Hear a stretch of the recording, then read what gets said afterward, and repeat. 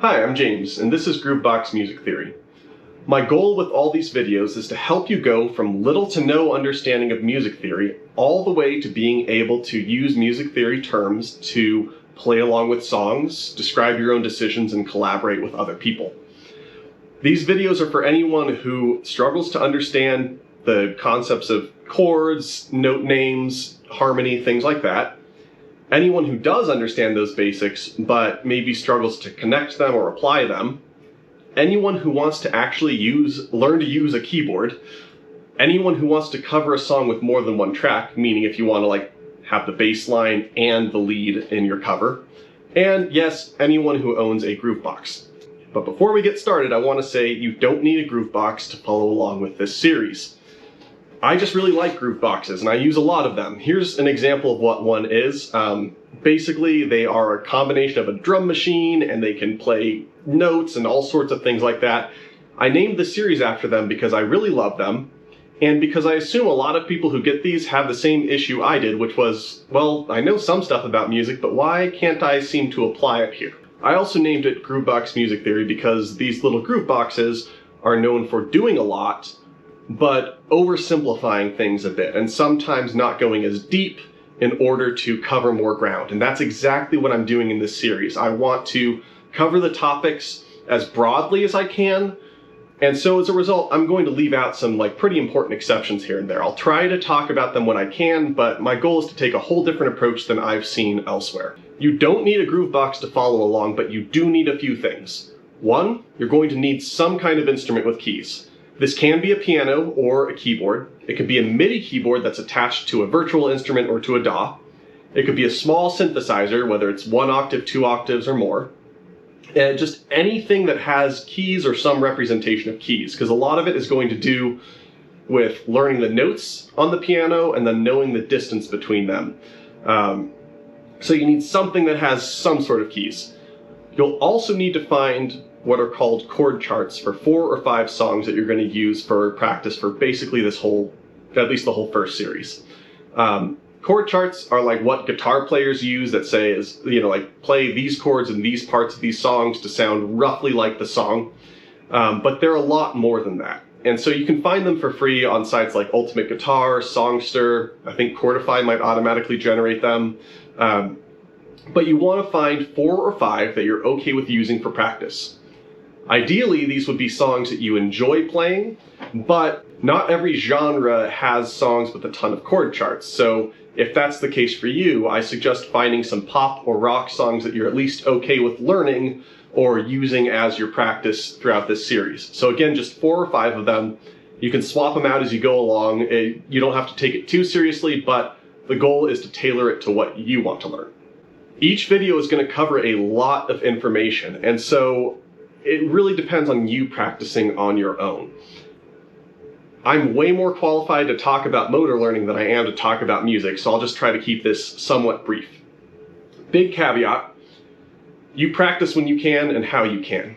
I'm going to talk about what would, in theory, be ideal, but that doesn't mean that you can't improve this way. That doesn't mean you can't have fun. That doesn't mean I'm going to be disappointed in you or something like that. You do what you can, and I'm just going to spend a bit here talking about, if you have a lot of free time, how you might want to actually practice for retaining these concepts and remembering them later on. So as far as frequency goes, the typical recommendation is try every single day. The trade-off of this is that you only have to do 10 minutes a day. And this will probably mean that at the end of each day, you won't be quite as good as you might have been if you had spent 2 hours that day. But long term, you're probably going to improve a lot more, especially if playing 2 hours one day means you're going to burn out and not want to play for a week. On top of that, unless you're already putting a ton of time into learning technique and into building up your endurance, I recommend keeping it under 15 minutes specifically, because I don't want you to get fatigued. I don't want you to get tired or frustrated or anything like that. I want you to be fresh for all of this. That's going to help your motor learning, that's going to help your retention, and it's going to help your mindset. Last thing before we talk more about mindset is the structure of your practice. So like I said, find 4 or 5 chord charts to songs that you like. But After maybe your first few practice sessions, try changing the order that you play those songs. Don't do them the same time every single practice, and occasionally swap out the songs. So the goal is to have what feels like a little bit more random practice, even though it's, the songs are the same. The goal is to not just do everything in the same order every time. Again, this probably means that you're not going to be as good at playing those songs at the end of that practice session, but over the course of weeks and months, it'll make a huge difference, and in theory at least, you'll be able to retain these concepts better and for longer. The last thing that you need, I would say, is patience and grace with yourself. And this is a personal struggle of mine, so I'll even call this part optional because I didn't approach it with this mindset. However, that was a hindrance to me. That wasn't an advantage or anything like that. That was something I had to deal with, was feeling frustrated with myself, feeling disappointed that I wasn't quite at the level that I wanted to be. And so I really recommend that you take the mindset of, it's okay. You are where you're at right now, and if where you're at right now is worse than you were 3 weeks ago, that's fine. There's really nothing you can do about where you're at right now. And that's okay. The goal is to have fun.